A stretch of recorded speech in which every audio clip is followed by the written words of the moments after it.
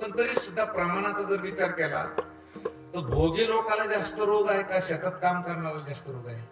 भोगी लोकांना. म्हणून महाराज म्हणतात आपल्या देशाची संस्कृती योग प्रधान आहे आणि पाश्चिमात्य किंवा पौर्वात्य जी राष्ट्र आहे तिथं भोग प्रधान आहे.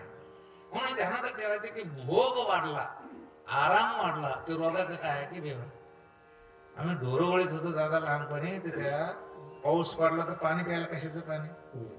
अहो त्या वळणात तुंबलेलं पाणी, ढोळ पाणी, टोंगळी टाकायची घुशायला प्यायचं. आता डॉक्टर म्हणतो फिल्टरचं पण ते उकळून प्या म्हणतो. म्हणजे याचा अर्थ भोगाच्या पाठीमागे काय आहे? रोगाचं भयच आहे. म्हणून तर महाराज म्हटले भोगे रोगा जोडून दिले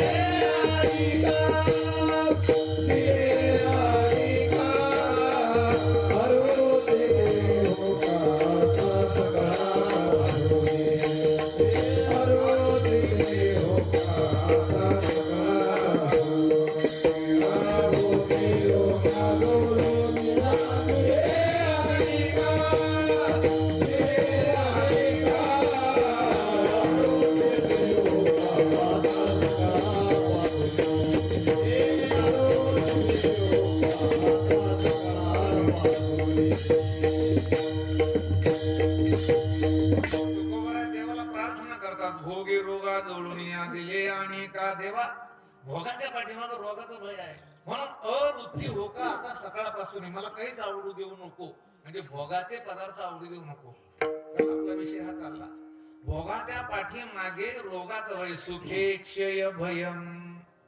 हे बघा प्रपंचामध्ये तुम्हाला सुख झालं रे झालं, ते सुख चिरस्थिर कायमचं राहत नाही, त्याचा क्षय होतो.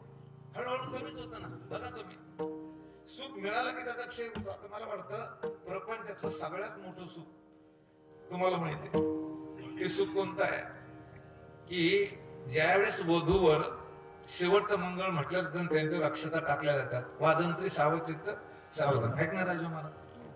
त्यावेळेस स्वर्ग दोन बोटं खाली होतो याला. तुम्हाला काय माहिती त्याचं कारण असं आहे, हे नवरदेव नवरी एवढे फुगीर मध्ये चलते. अरे त्या हनुमंताच्या मंदिरात बुट घालून जाते. ते म्हणतो भाऊ रावणाची लंका जवळ कशाला धडक येतो. ते बघा ते शेवटचा हार एकमेकाच्या गळ्यात टाकल्यानंतर ते सुख जर त्या लग्नात काही भांडण झालं थोडस लगेच त्याचा क्षय होतो. नुसतं थोडी जरी किरकिर झाली, पुढे लग्न झालं, पहिली मुलगी झाली, झालं बरं वाटतं तोपर्यंत, पुन्हा दुसरी झाली, मग पुन्हा